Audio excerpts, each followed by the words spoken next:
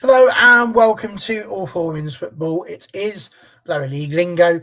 That means one thing. It's time to talk about all things below the second tier of English football. We're going to be doing that, looking mostly at, well, pretty much exclusively at, the FA Cup straight after this.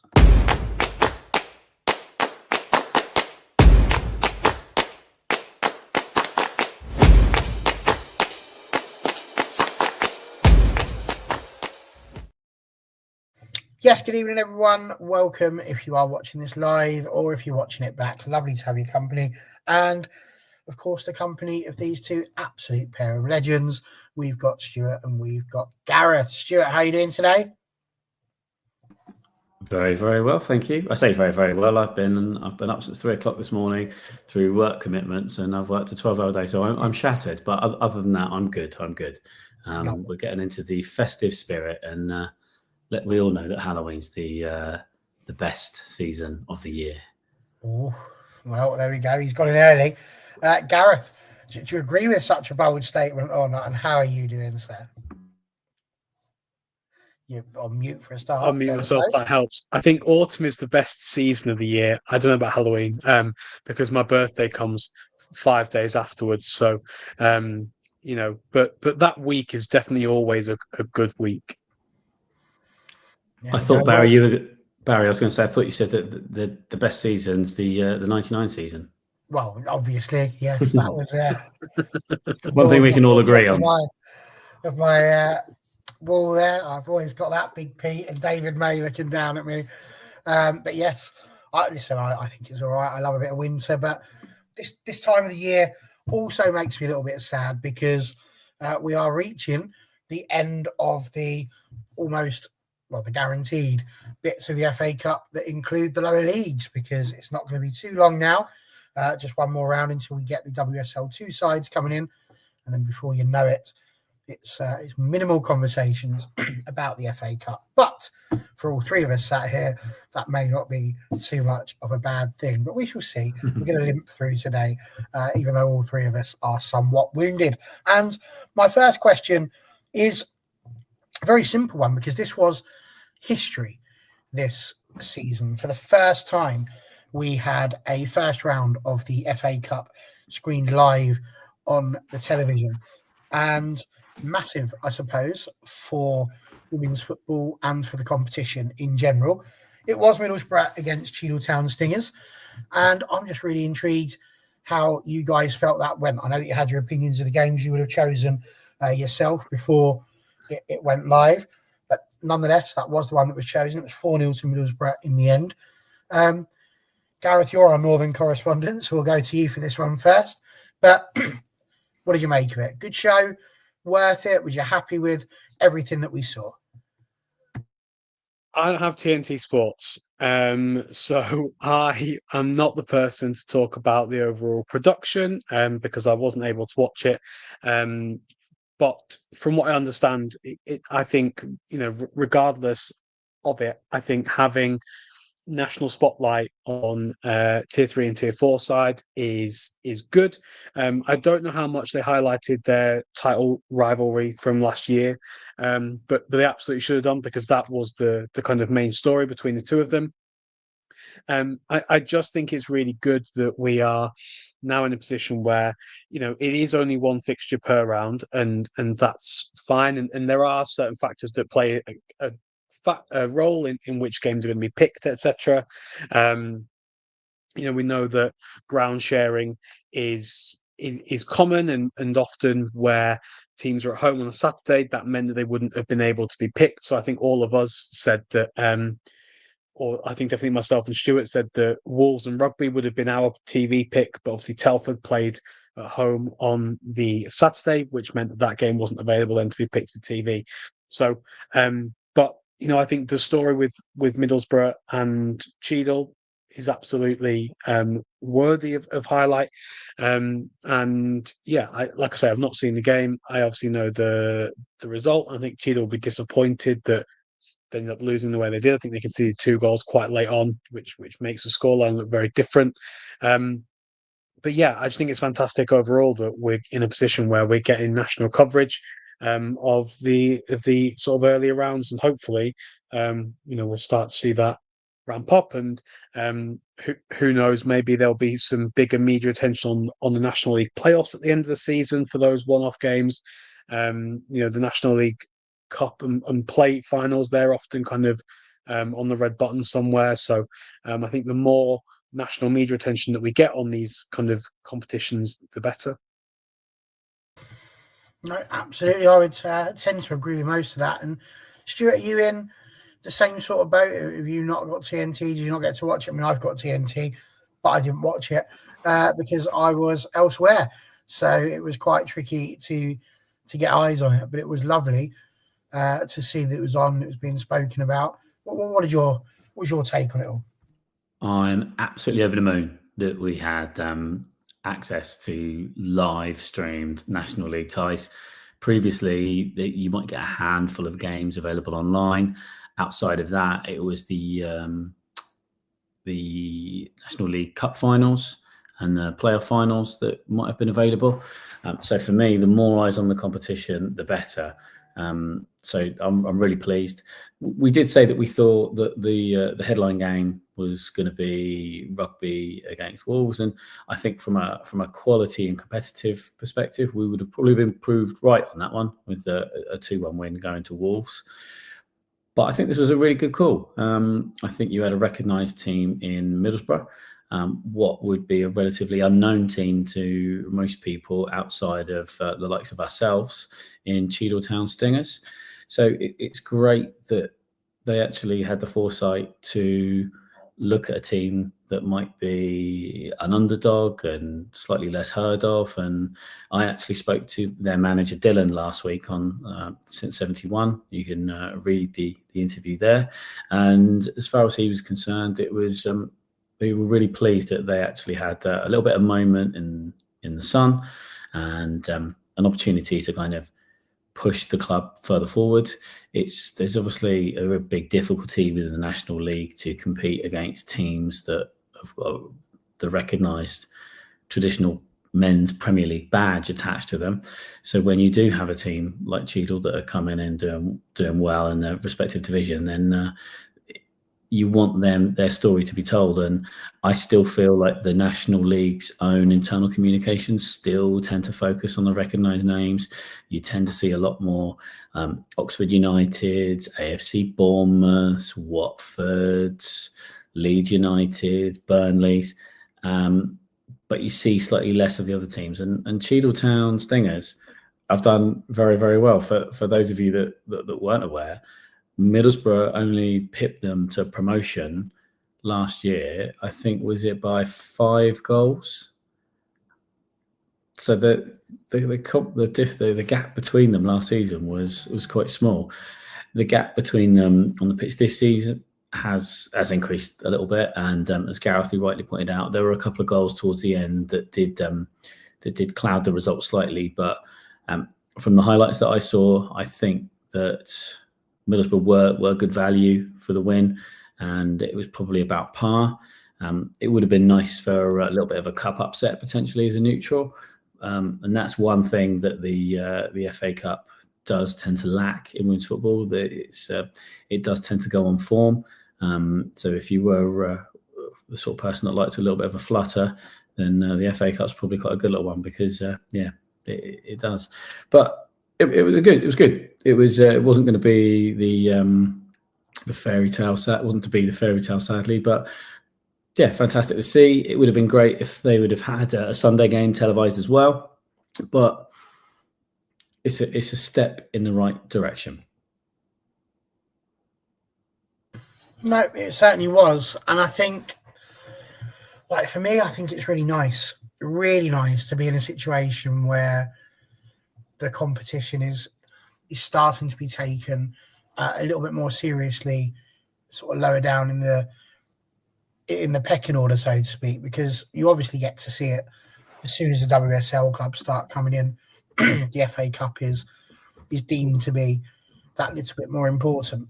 So really nice to see that actually you can still get good value, good quality FA Cup matches even at these early stages. And of course, the next bit is to hopefully start to see some on the qualifying rounds as well. But that might be asking a bit much, seeing as I'm not convinced they even do that for the chaps.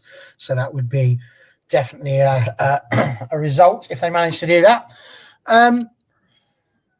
Having said that, so I was obviously at the Stevenage game because that's where I work, so I had to be there, and it was legendary, I have to say, and I will go into a little bit more detail on that a bit later. But we had a camera. It was a really strange day for us on our media team for Stevenage because we're not used to having that. Like, we very much just turn up. We're lucky if there's media from the opposition, and you just all sort of, have a little lean together, have a chat. It's much more of a social event at times prior to the match. But this one wasn't it. This one was, we're going to be here 4.5 hours before kickoff almost to set up if we need to. So it was a nice thing to have.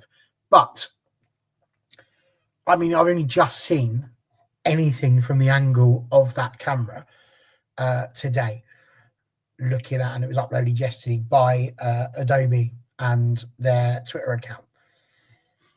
Not yet any highlights or anything like that as such from these cameras. Now, I don't know if you had cameras sent to you, Gareth, a camera for them. Did you? No. So they're clearly only going through to a couple of places, but just really intrigued to know your thoughts on just the general coverage, because it's been great that we've had this conversation about watching a game live. Watching the FA Cup draw for the second round was painful because when you went onto the Adobe one, it was just like the world's longest swear word because it was completely beeped from start to finish. And the TNT one was okay, but you knew it was behind the Adobe one. So you could either watch the Adobe one but with no noise and know you were getting it a bit quicker, or you could watch the TNT one on YouTube but know that it was happening a bit later.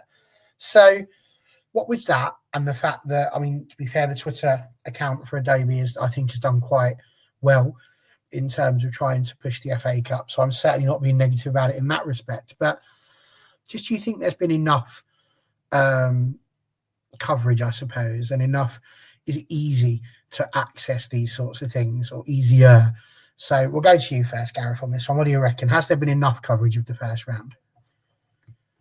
Yeah, I think so, just about. One of the things I think is really tricky when it comes to coverage of any kind is it often kind of disproportionately kind of targets the bigger clubs, and whether that's a kind of conscious thing or whether that's because the bigger clubs have more of a budget, so can afford to pay photographers that will have their MacBook with them and will be getting pictures, pulling them through as and when they're happening. And so, at half time, they've got a photographer that's already got all the pictures from the first half and can share those with the social media agencies and whatever, and then they can get put out.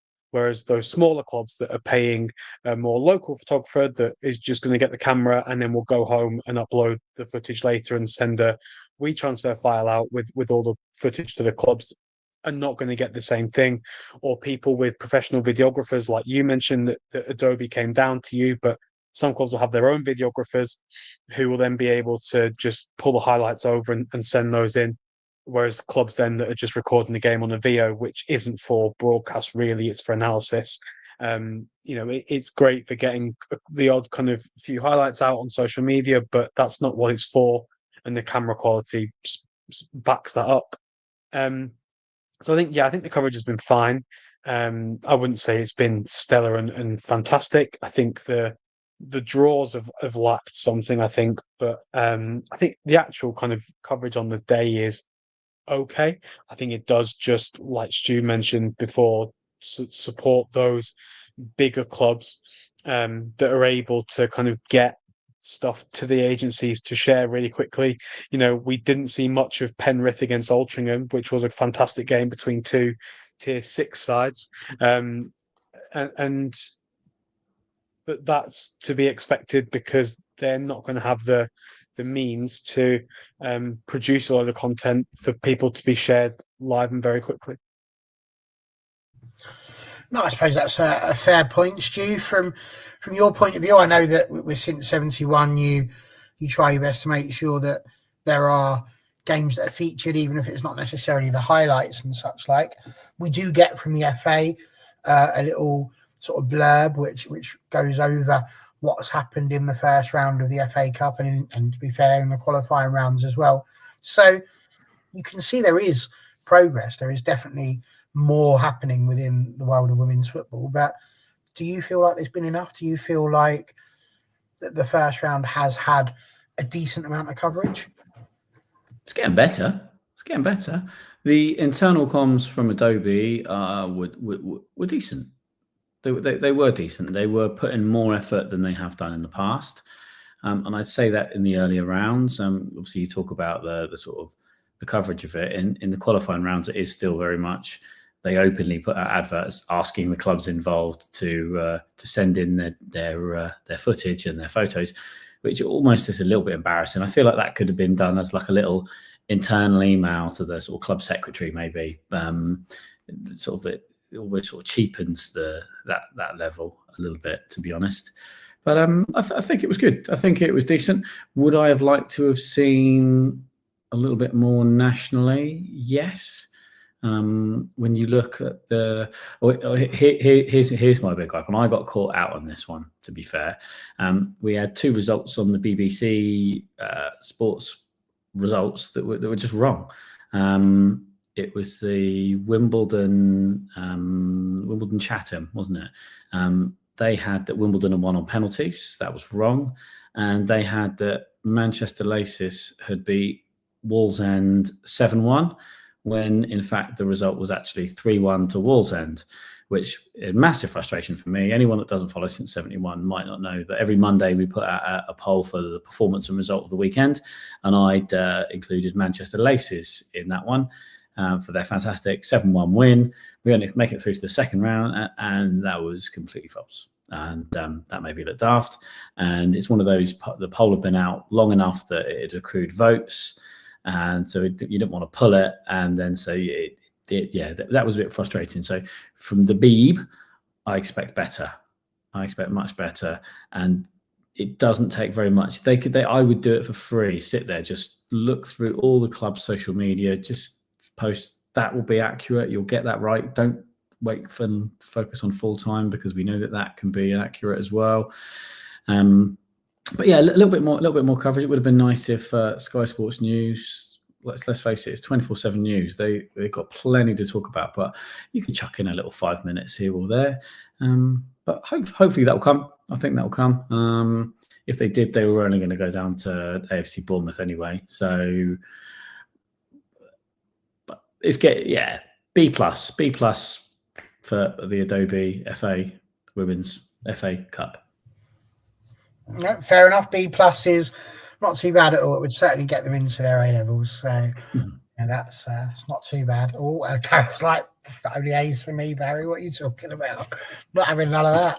So what sort of student Gareth was? No. I'm not that bad. They'll get A's with me, but don't need them coming in. I can tell you, I wouldn't have got an A with you, and that's nothing to do with you. That is everything to do with me. I was straight down. What do I need to do? What's the minimum that I need to achieve? That's where I'm going. That was me as a kid. It was terrible, really. I haven't changed that much as an adult, I've got to be honest. So, right, let's dig in to that first round just a little bit more, and I'll kick us off because earlier on this season, Norwich were stars of this show almost. Stuart picked me up, I believe, on the usage of the word unbelievable as far as starts go for that particular football club. And I do recall Gareth also bringing up Norwich earlier on in the season and talking about their possibilities and how well they play, not to mention our own chats as to whether or not Norwich is indeed in the Midlands or the South. But there's plenty of things you could chat about there. But actually, this game against Norwich, I was really looking forward to. I had the honour of going on the Beyond the Barclay podcast to talk about that from the Stevenage perspective and try and help them build the game up a little bit. And we talk about what the first round has given. For me, this game, I mean, I responded to your Monday post, I do believe, Stu, and I knew that I was biased, and I haven't seen all of the other games, but for me, it was 100% the game of the round. And the reason was because, as someone who's been with Stevenage now for, it was like about 3.5 years, in that time, I've seen the crowds that we've had and how they've got behind the girls, and it was an entirely different species of crowd. It felt like it was palpable in the air. You could see that everybody was there.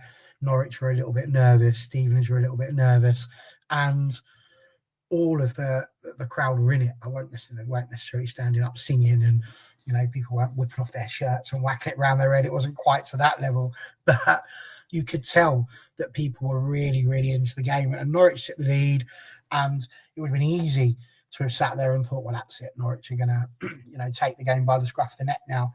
But Borough got back into it. It was a good equaliser. It was unlucky for Millie Davis that it came off the post and she couldn't do anything about it going in. The second goal was superb, and Stevenage are ahead, and everybody's going mad, certainly down the end of the stand I was in. And at half time, you've got the lower ranked side, Stevenage in the Eastern region, Norwich obviously in the WNL Division 1 South East. And again, you've got that nervousness, because now it's not just can Stevenage do it, it's yes, they could, but they've got to hold on for another 45 minutes. But then Holly Kennard, who's a superb player, came running in, and within the first 15 minutes of the second half, it's gone from 2-1 up to 3-2 down. And that in itself causes its problems. But Stevenage got back to it. It was 3-3 with 10 minutes, or what we thought was 10 minutes of the game left. And then the referee adds on the additional time. And it was in the 90. I've got 90 plus 7. Norwich had put 90 plus 6. It's irrelevant. It was pretty much the last kick of the game. And it was so sad to watch, because the ball comes in on the right-hand side. It's a deep cross. They've actually got it on the Adobe Women's FA Cup Twitter page. You can go and watch it if you need to. It's a brilliant volley from Natasha Snelling, who came on as a sub, but it hits the bar and then hits the goalkeeper on the back of the head and then goes in. And you just, as a lower ranked team, you just think, because you've given everything. You can see, and it was one of those, you look at the girls, they're just on the floor. They've given everything that they possibly got. Norwich are all in the corner. They've gone full Jose Mourinho. All of the coaching staff are in there in the corner with them as well. Honestly, it had that feel to it. It meant a lot to Norwich to be able to get into the second round, and it meant a lot to us to do as well as we did. And we did think we were going to end up in penalties, but we didn't. So that's the way the game goes. But for me, that was my tie of the round, and I had to. I'd have been wrong if I didn't sit here and just bring up, that's the first round of the FA Cup. And we talk about these stories and the drama of the FA Cup. This is what it's all about.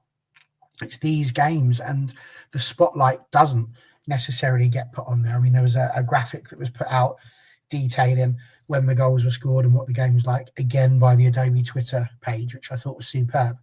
But yeah, for me, really good to see that coverage, really good to see how the game went in the end. Yes, we didn't win it, but it was unquestionably one of the games of the season, and probably one of the games of my time at the club. And that is because of the atmosphere and the support and just the sheer entertainment that was in front of you. So that's what I saw in the FA Cup first round. I'm very intrigued. We'll come to you, Gareth, first, on if there was any highlights for you. I know that you're in a similar position in terms of just not really caring now about the FA Cup, now that we're not in it. But as professionals, let's look at that again and just say, were there any ties that sort of stuck out for you? Yeah, I think one of the big ones for me is Penrith against Altrincham. So both of those sides are tier 6 sides. They're playing the Division 1 of the Northwest Regional League, the Altrincham in the south, Penrith in the north. But Altrincham started really quickly, and after half an hour were 3-0 up. They were 3-0 up at half time, and looking good for the win. Penrith, though, it can be so easy, can't it, to when you're several goals down at half time to kind of fold and capitulate and see the game as being done. But Penrith came out and scored almost immediately after the break to make it 3-1. And on 76 minutes made it 3-2. And that would then have been nervy because the momentum would have been with them. But Altrincham were able to hold on, and they sealed a spot in the second round. We're going to touch on the draw later, but I think they'll be really pleased with the draw that they've got. So, it's fantastic. We're seeing, a tier 6 side in the second round of the FA Cup, and there is a genuine opportunity, I think, an outside shot, but I don't think it would be a million miles away. It's it's not gonna be like a 10,000 to 1 sort of shot that they make it into the third round. I think as well, other kind of big ties. We touched on Wolves and Rugby. That's a kind of really obvious one, I think, as just being a really good cup tie. But I think Crewe, tier 5 Crewe coming up against Boldmere, and Crewe took the lead, but were unable to hold on to that, and Boldmere ended up coming out 2-1 winners. So that would have been, I think, disappointing for everyone involved at Crewe. They're a side last season that struggled. This year, that then kind of it's a so kind of performance. I think there's lots of games in hand and things to shake out, but I think that they'll end up being okay.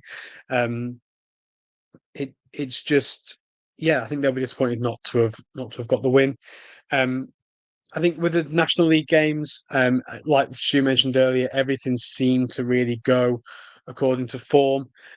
York 1-0 winners against Leeds Modernians. As expected, I think York would maybe want that to have been a bit less close than it appeared to. Stockport coming out 3-0 winners over Tranmere in a kind of Cheshire derby. They often meet in the finals of county cups, and it can often be a bit closer than that. I know Tranmere have beaten them before in cup competitions, so I did expect that to be a little bit closer than it was. Feds 4-0 winners over Chester Street, again as expected, and Leeds United 5-1 winners over FC St Helens.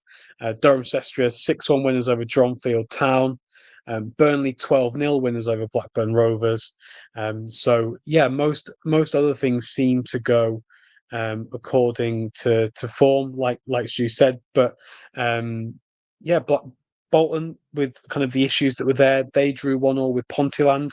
We touched on Pontyland last year, probably a tier 5 side also with an outside shot of wanting to go up. So that will sit sealed on penalties with Pontyland progressing as well. So there are still some kind of regional league sides still in there, and I think some of them will be pleased with the draws they've got in the next round. Without wanting to kind of spoil too much from our draw chat later on, there is guaranteed to be a side from the regional leagues in the third round. We don't know whether that's going to be Northeast or Northwest, but there's some good draws being pulled out, but some big score lines, and you kind of think hopefully that the gaps can kind of start to close and there can be some upsets. The one I've not mentioned rather as well is Mancunian Unity against Eye to Eye Academy. And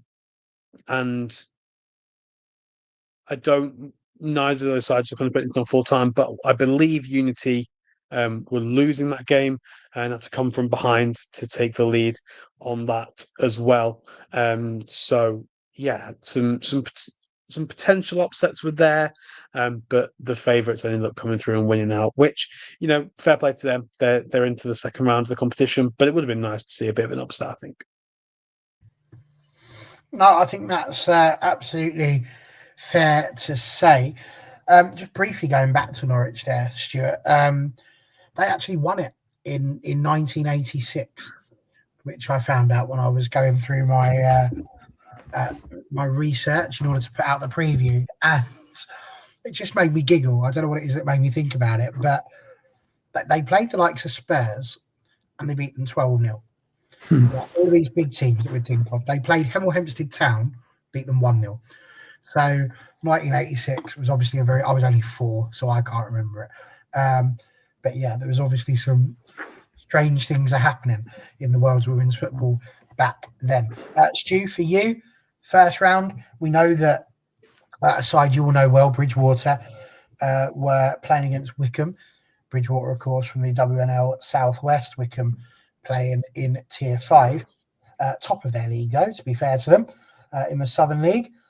Ended up going to a shootout of 7-6. That's potentially one highlight. But were there any other matches that really stood out for you in the first round? I think you've picked quite a good one there. I think I did speak in the last episode about Wycombe and Bridgewater potentially having the ingredients for a cup upset. Wycombe being a fifth-tier side, they are, as you said, they're currently top of their league. Most of the teams in that league, on average, they've played 5-6 games. Yet they're still top, and they've only played 4. So they're going to be quite pleased with the situation they have at the moment with their games in hand. They would have been quietly confident, and I think the result proves that they had justifiable reason as to why. You look at that obviously says that there's obviously small margins in it.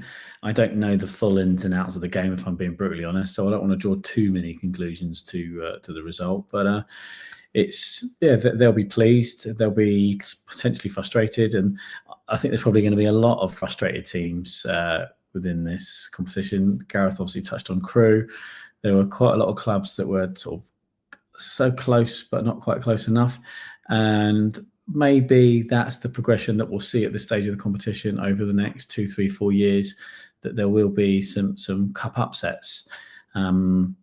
We can only hope, because as neutrals, that's the dream. Ultimately, that's what we love to see in the FA Cup. That's what it's kind of made for, really, isn't it? But looking at sort of the southern section, there weren't too many upsets as there were. I find this a little. This one makes me smile. Where you've got Tier 7 Leyton Orient, that are almost like the story of the competition, but Tier 7 Leyton Orient aren't really Tier 7 Leyton Orient. That's not to discredit them. Jason and everyone are doing a fantastic job there, but they are really a Tier 4 club, even at this stage now. They're absolutely bossing their league. And I think I saw a post earlier where Sammy Rowlands was the competition's top scorer with hashtag a few years ago. And she's already bagged a fair few goals in this competition, as it were. I don't have the post to hand, so I don't know the exact figure. But if she can get a few against AFC Bournemouth in the next round, spoiler alert, then she could be well in line for the Golden Ball yet again, or the Golden Boot. But I guess the award is the Golden Boot, but I think she got presented with the Golden Ball, so I don't know.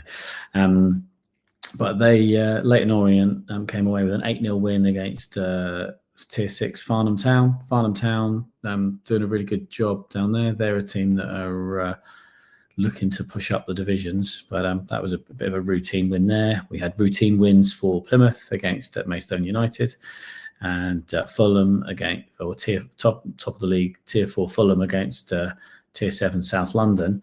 I actually thought that's probably going to be a little bit more one-sided, but all credit to South London, who came away with a 5-0 defeat, which is probably sort of quite credible for them, to be honest.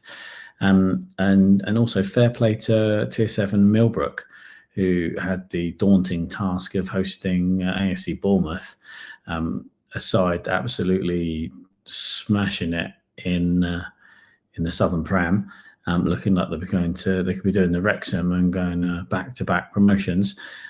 That could have been a very high-scoring game. As it happens, Millbrook lost 11-0, and that's sort of not to sort of put discredit to them, but there is a huge disparity between the resources and the players between both clubs.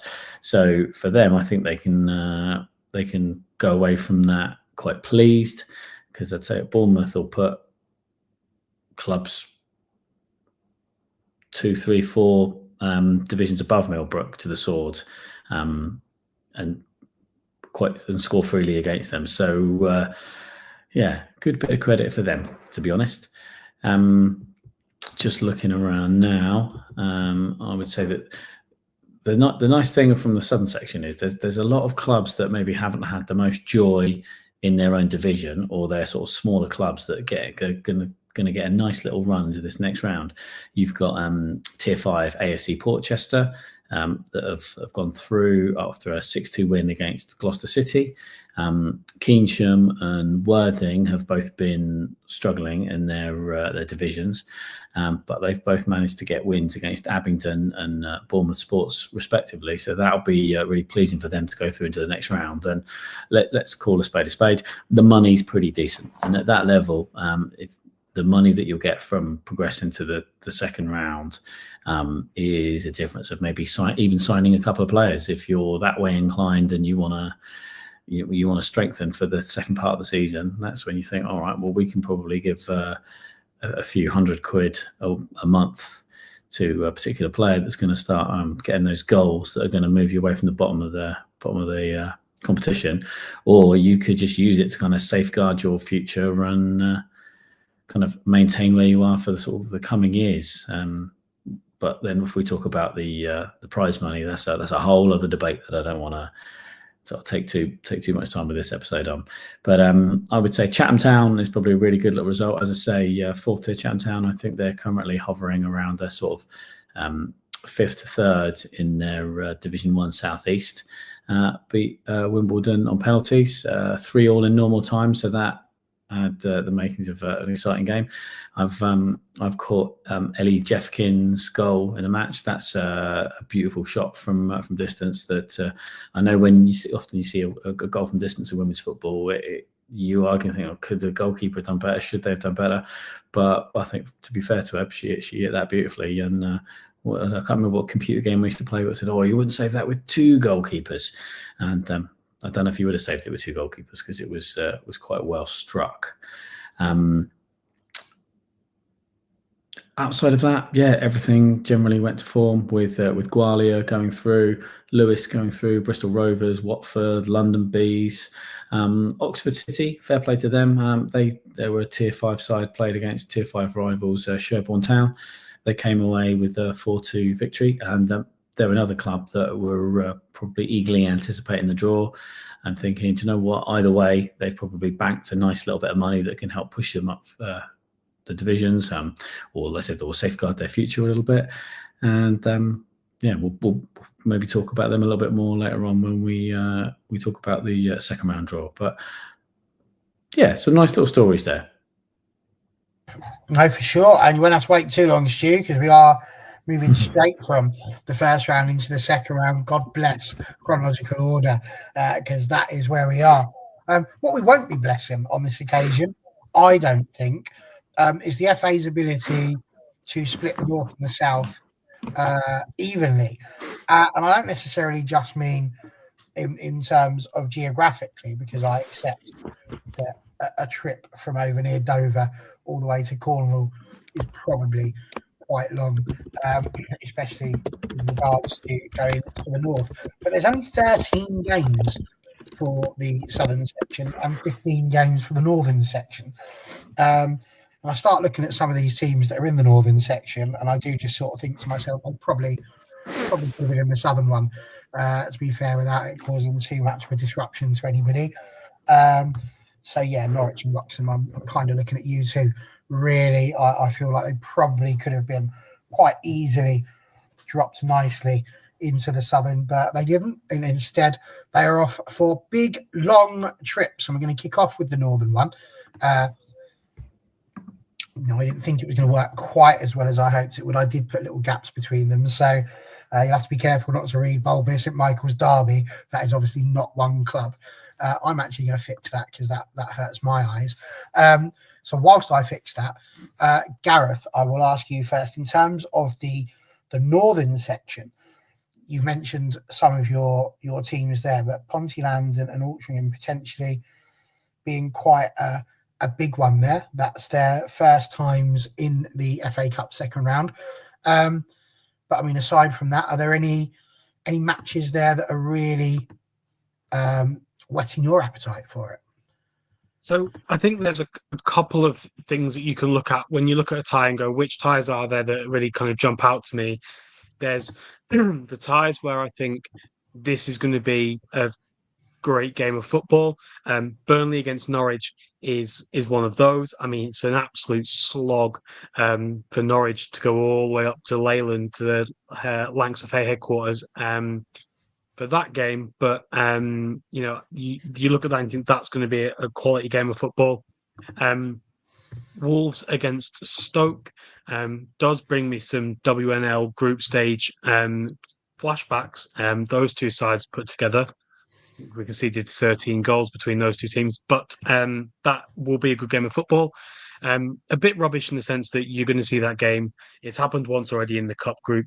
It's going to happen twice in the league this season. So they're now going to play each other 4 times throughout the season. So that's a bit rubbish in that sense, but it's going to be a good game of football. You've got Stourbridge and Hull as an all WNL affair for the moment. You imagine that Hull would be the favourites for that, but cup form there is a potential there for Stourbridge to cause an upset. They were competing at the same level last year, not anymore, but there is that potential there. Huddersfield against Leeds, an all Yorkshire affair, and derby games bring a bit of extra something, don't they? So things could happen there. Fylde hosting Kidderminster Harriers. Fylde flying at the top of the regional league, made it through pretty comfortably in their game, and so I think if there is that potential for what would be deemed an upset, that there would be that. Obviously, Fylde and Kidderminster swapping tiers over the summer. Leafield and Worcester should be a good game. I was going to run through some of the others, and I'll touch on some other important games. Middlesbrough against Northampton Town. Feds against Boldmere, Derby against Stockport, West Brom against Cambridge, Sporting Castle against Hednesford Town. Mancunian Unity are going to have to be giant killers again as they're looking to face Durham Sestria. Durham struggling towards the bottom end of the Division 1 North. Unity in the hunt for that second place spot at the moment, see what they can do points per game wise. Potential there for an update. Peterborough United against Wallsend. I suspect this is probably where Wallsend's cup run ends, but with a good quality side against Peterborough, that will be no slouch. Which leaves us with my 2 picks of the round for the North. York City against Wroxham being one of them. It's a trek for Wroxham to come from Norwich up to York, but York are a side that are struggling towards the bottom end of tier 4 at the moment. Wroxham potentially could cause an upset there, so that is one that I will be looking out for. Would be nice for it to be on TV, but I don't think it is going to be the TV pick. I don't think there's enough kind of real national interest there. That is great. And the other one, like I mentioned earlier, is Ponteland United against Altrincham. So tier 5 Ponteland against tier 6 Altrincham, and one of those sides is going into the 3rd round, and I think that's fantastic. So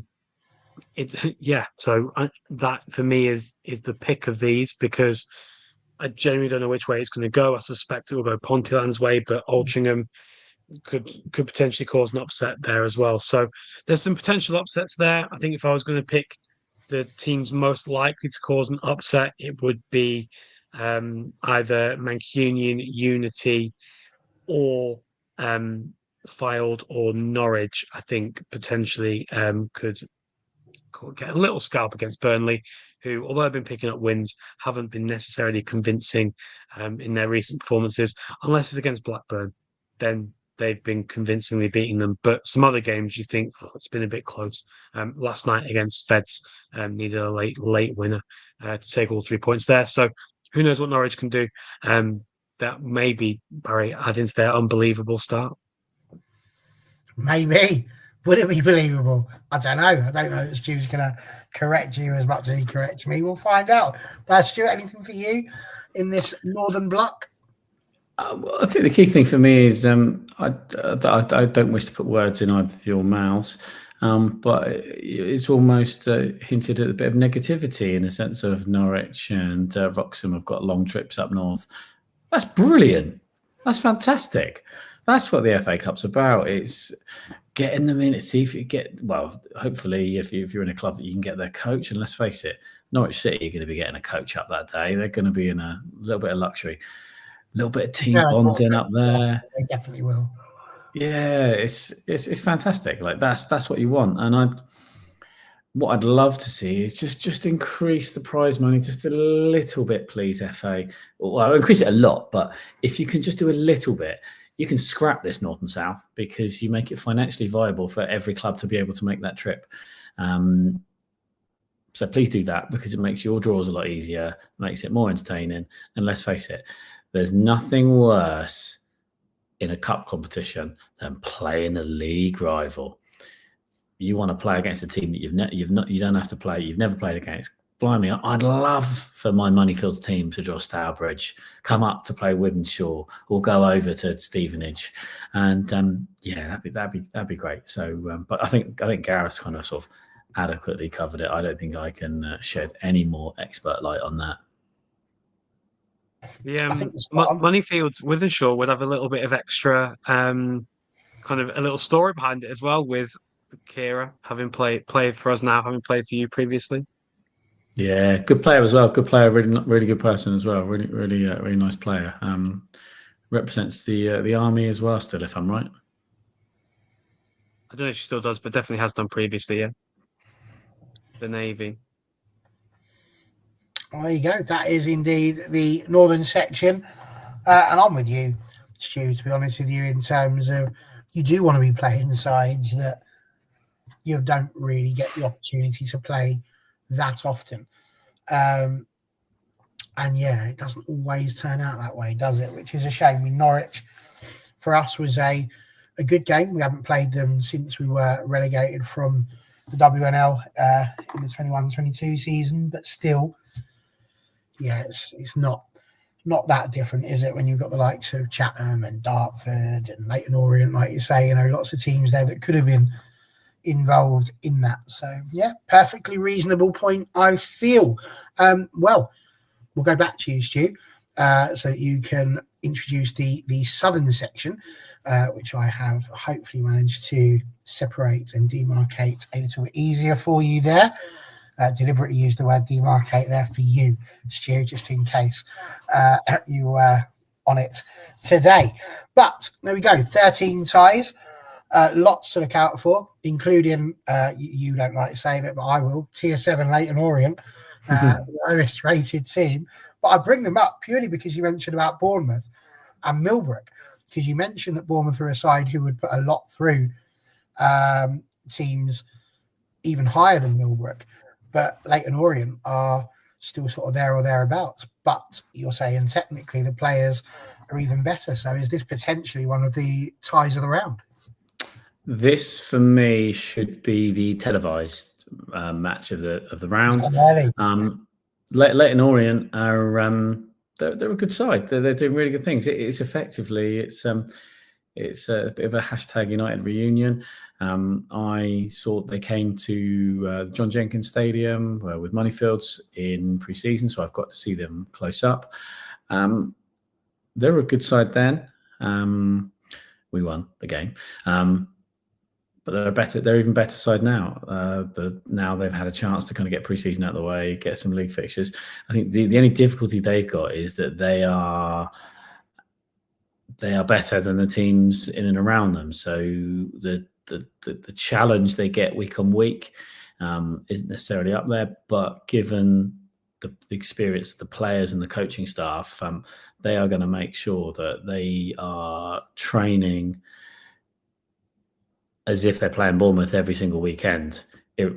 So it just so happens this weekend they are playing AFC Bournemouth, so that extra level of intensity and attention really kind of comes to the fore. But yeah, that'll be a really interesting game. You would imagine Bournemouth should just nick it, but I would probably, but I think it's going to be a fun game. It's got all the narratives. If you're the Beeb or Sky, that's one you want to have a look at. You got tier 7, but a tier 7 team that people have heard of against AFC Bournemouth, the team that doesn't have any budget behind them because the sky's the limit, and that's how it should be. Ultimately, they've got Premier League money. Who knows? They might have Champions League money to get their hands on next year at this rate.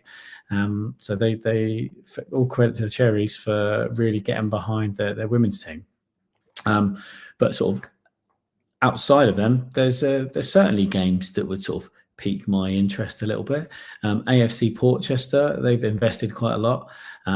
You've got a team doing well in their respective division against a team that are struggling in the division above. So that's got all the makings of a proper FA Cup tie and potential giant killing. While Lewis will fancy their chances against league rivals Cheltenham Town, but then Cheltenham Town, they also quite like this competition. They've got a good little record in the earlier rounds. They'll also fancy their own chances. Chatham Town's prize for beating Wimbledon is another Southern Premier side, Exeter City. Technically good team, very strong team. Physically, I think they might have enough quality to see Chatham away, but it's the cup. And while all of our teams have been knocked out of the competition, so the FA Cup, FA Cup, what we're all looking for are the potential upsets ultimately. And those are going to be the main ones that stand out. Or to be fair, I can't miss Dartford, Tier 5 Dartford. Obviously, they've been doing very well over sort of recent years, and they'll be pushing for promotion. Coming up against Keynsham Town, a team also struggling in the division above them. So again, yeah, that has the makings of a potential giant killing. I don't think Royston Town are necessarily going to have enough to overcome Bridgewater. But outside of that, you've got a really good contest between Plymouth Argyle and Gwalior United. Argyle, I've always found them sort of a funny club that always seems to struggle for the first half of the season. You think they're going to be in the relegation battle, but then after Christmas, they just find another gear, and then they tend to finish sort of quite comfortably in the end. So I think that's going to be a nice little battle between the two. But if I had the cameras, I'd be going to Leighton Orient and AFC Bournemouth. Fair enough. You know, they get the extra gear because Santa gets them for Christmas. That's obviously what happens there. I'm quite intrigued as well about the Bristol Rovers Fulham game because Fulham have been superb. Obviously, they won the London and South East Division. They are doing incredibly well at the moment in the WNL South East Division 1. So, yeah, it'd be really, really intriguing to see how they get on. We, as someone involved in Moneyfields, we don't talk about Fulham. No, they disrespect Fulham. They just beat us. So it's just pure sour grapes. They're a very well-run club. A lot of people involved in there that I like. Shout out to Steve, their manager. But no, as far as I'm concerned, I'm still bitter that we not bitter that we lost because they were the better team on the day. I'm bitter that we didn't put in a performance worthy of our ability. And yeah, I like this competition. It's it's the highlight. So yeah, let's move on, please. Before we do move on, it's been remiss of all of us that we haven't given proper highlights to what is likely to be a giant killing in the northern part with Stourbridge against Hull City. The mighty Stourbridge for you, John. Yeah. Could they do it? Don't know. Maybe John will tell us next time. To be fair, if we were to name all of John Foster's teams, we'd be here till 1:30 next hour. He got a little shout out. I mentioned Kidderminster. As you know, that's a. Yeah. I mean, I mentioned Kidderminster as the potential victims of an upset, but but they still got a mention from me. Did you mention Sporting Cowser in the northern one? We're going to have to mention that one as well, just for you, John. But yeah, Gareth, we are going to come back to you as well as that. I didn't bring up the Bristol Rovers one to upset you there. Just genuinely very intrigued with how Fulham have been getting on. But as you say, we'll move on from that one. Gareth, are there any southern matches that really stand out for you? I think kind of aside from the Orient Bournemouth one, um, things like Bristol Rovers against Fulham, I think that should be a cracking game. Um, and I think it's always interesting when kind of teams get drawn against each other that that you think, oh, the league form may go one way, but will the cup form go a different way? So it'd be interesting to see how Plymouth and Gwalior get on together. But no, I think Stu's kind of pretty much covered everything. Really, there's not a huge amount more to say. Fair enough. There we go then. What about you guys? What's your sorry to interrupt? What's your televised game of the round? You took the words right out of my mouth.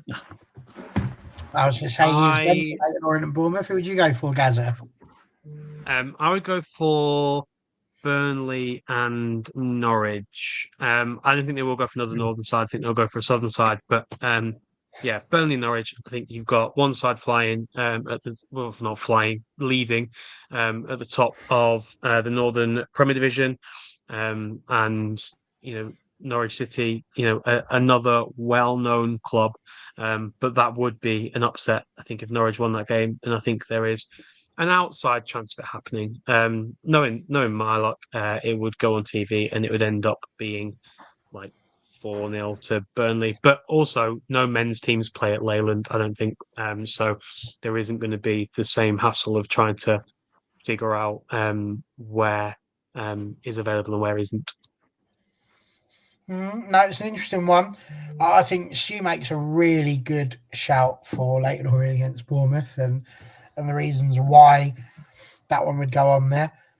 If it was down to me and just what I would like to see, it would be Pontyland against Altrincham, because they are two of the lower place sides. They're guaranteed for one of them to go through to the third round, and they're both sides that could probably do with a little bit of TV money and the sort of stuff that might come through with that. So from that sort of point of view, that's what I would go with. But do I think there's going to be very many people out there who, when they're looking at round 2 of the Women's FA Cup, go, oh, Pontyland against Altrincham, I must sit down and watch that?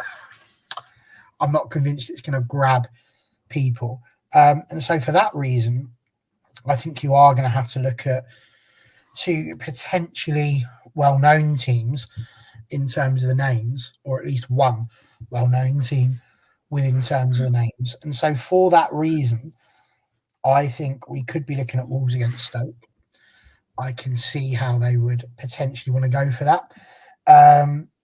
We were obviously speaking to Nick from the Wolves podcast, and he says they've already played twice already this season, so it's got the potential for overkill. But it is one of those where people will know the teams in terms of the name. So I think if I was making it for TV reasons, I would go with that one. But if I was making it for the reasons that I would prefer, it'd be Pontyland and Altrincham.